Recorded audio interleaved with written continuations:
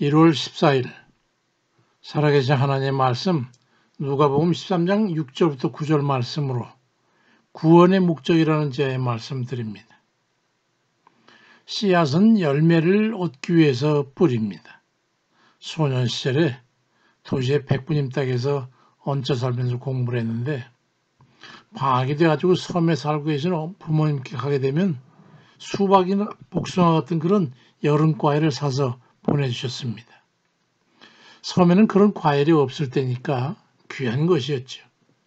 아주 큰 과일을 먹다 보면 그 씨앗이 나오면 어머니께서는 그걸 뒷 장독간 옆 비탈에 씨를 심곤 하셨는데 몇 년 후면 복숭아도 열리고 밭에 수박도 열리고 그랬는데 그 크기가 아주 작은 개복숭아 또 개수박 이런 게 열리곤 했지요. 요즘에 효소가 개발되면서 개복숭아 같은 거 아주 귀한 대접을 받지 않습니까? 기도처가 있는 곳에 개복숭아 나무가 몇 그루 있거든요. 이제 초여름에 오시면 복숭아도 따고 기도도 하고 하면 좋을 것 같습니다. 근데 희한하게도 사과는 씨를 심어도 열매를 보면 전혀 먹을 수가 없는 게 사과 열리는데 아무리 거름을 해도 크기가 앵두만 해가지고 먹을 수가 없어요. 결국 2, 3년에는 톱으로 잘라버리고 합니다. 이 과실수들은 뗄나무로도 쓸 수가 없거든요. 열매를 맺지 못하는 건 아무 쓸모가 없어요. 주님께서 하신 말씀이 바로 그겁니다. 누가복음 13장 6절 7절에 이에 비유로 말씀하시되 한 사람이 포도원에 무화과나무를 심은 것이 있더니 와서 그 열매를 구했지만 얻지 못한지라. 포도원지에게 이르되 내가 3년 와서 이 무화과나무에서 열매를 맺지 못하니 찍어 버려라. 어찌 땅만 버리게 하겠느냐라고 말씀한 겁니다. 우리 그리스도인들을 그런 과목에 비유하셨어요. 몇 년이 가도 열매가 없는 나무. 그건 찍어 버리듯이 예수 믿노라 하면서 몇 년이 지나도 변화와 성장이 없게 되면 내침을 받게 된다고 하는 것이죠. 우리가 누리고 있는 평안과 풍요의 삶이 어느 때까지일 것 같습니까?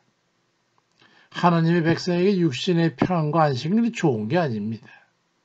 악한 마귀가 편안에 안주해서 달콤한 미혹과 육신의 쾌락과 음란한 생각 속에 젖어 세상에 치밀는 삶을 살아도록 그들을 계속적으로 이끌기 때문이죠.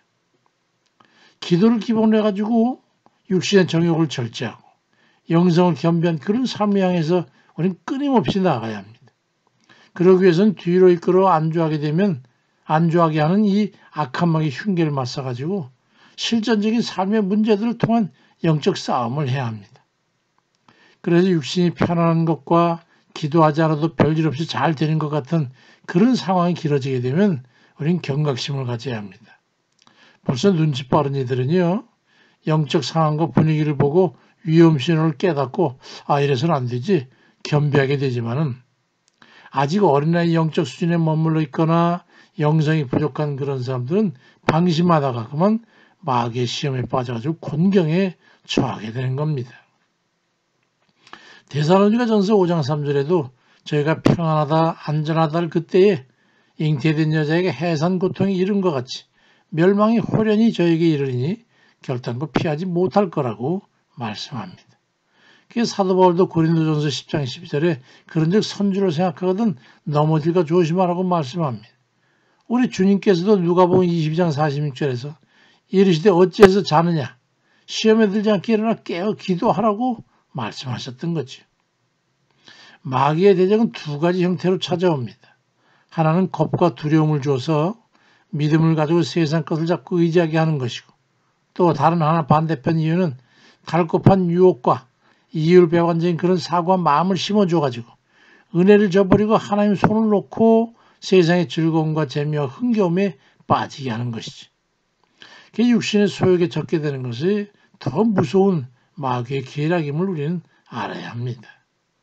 갈라디아 5장 19절 이하에 육체의 일은 분명하니 곧 음행과 더러운 것과 호색과 우상숭배와 주술과 원수 맺는 것과 분쟁과 시기와 분냄과 당짓는 것과 분열함과 이단과 투기와 술취함과 방탕함과 또 그와 같은 것들이라.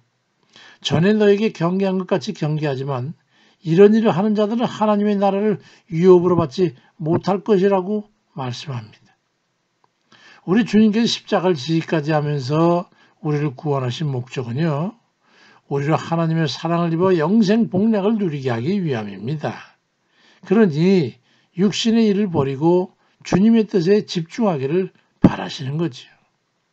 그러니까 우리는 악한 마귀가 가장 싫어하는 하나님의 선한 뜻을 따라서 살아가는 그런 의의 열매를 맺으며 점차 그 열매를 확대시켜 나가야 되는 거지.